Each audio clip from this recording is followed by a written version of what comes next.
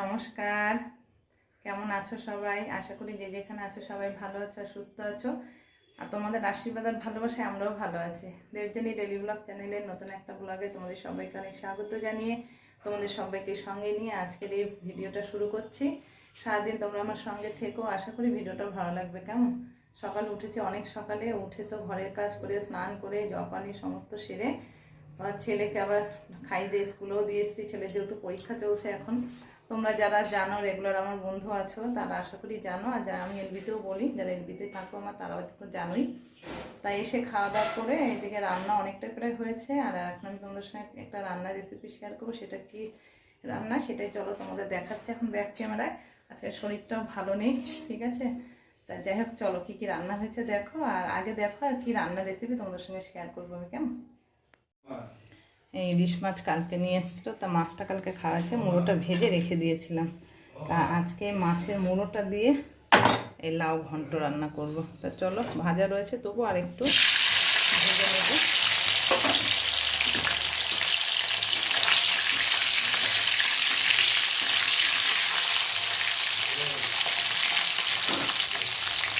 মাছের মুড়ো দিয়ে ভালো লাগে খেতে, তারপরে ইলিশ মাছের মুড়ো আরও দারুণ লাগবে, মানে অসাধারণ লাগবে খেতে। ইলিশ মাছের একটা যে গন্ধ হচ্ছে না, গন্ধটার জন্য টেস্টটাই পাল্টে যাবে ঘন্ট। ভাজা রয়েছে, একটু হালকা করে ভেজে এখন তুলে নেব।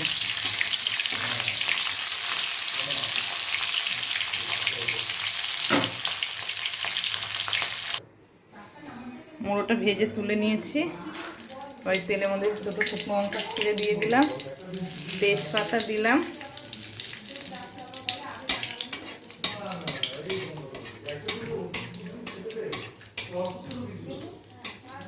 নার্ভের ওষুধে একটু হবে এরকম রিয়াকশান।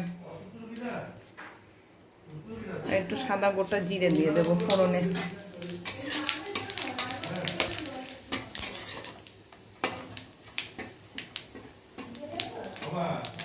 শাশুড়িমা হসপিটাল ভর্তি ছিল, গতকাল নিয়ে এসে ছুটি হয়েছে। কিন্তু এখন যেহেতু নার্ভের প্রবলেম, নার্ভের ওষুধ খেয়ে এখন শুধু ঘুমোচ্ছে, খাচ্ছে না ঠিকঠাক করে। ওনাকে নিয়ে একটু সবাই টেনশানে আছি আমরা। চলো লাউগুলো দিয়ে দিই।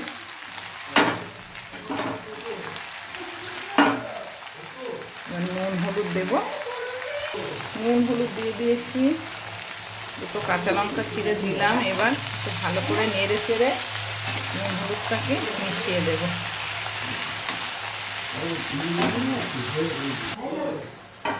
নেড়ে চেড়ে ভালো করে নুন হলুদ মিশিয়ে দিয়েছি। এবার এটাকে সেদ্ধ হওয়ার জন্য একটু ঢাকা দিয়ে আঁচটা একটু কমিয়ে দিলাম।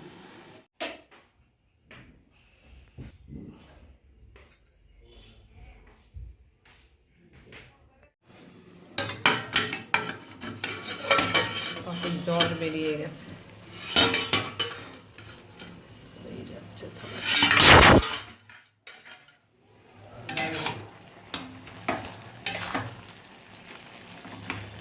প্রায় হয়ে এসছে। আর একটুখানি জলটা টানলে মুড়ো ভেজে রেখেছি যে আগে, সেটা দিয়ে দেবো।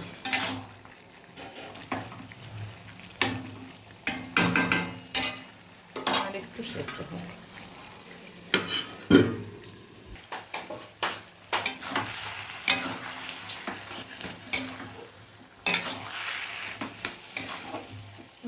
জলটাও শুকিয়ে গেছে, হ্যাঁ একদম সেদ্ধ হয়ে গেছে। এবার ভেজে রাখা মাছের মুড়োটা দিয়ে দেবো। খুন্তি একটু ভেঙে ভেঙে দেবো।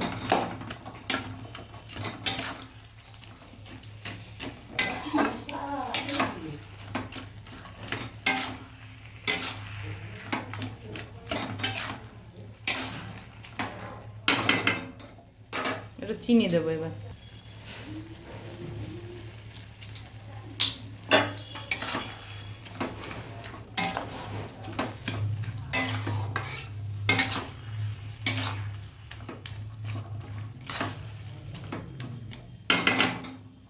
আর একটু টানলে তারপর নেড়ে চেড়ে নামিয়ে দেবো।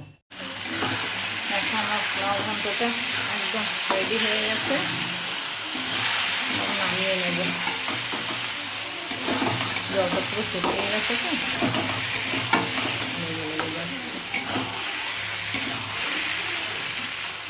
চলো এবার ঢেলে ফেলি।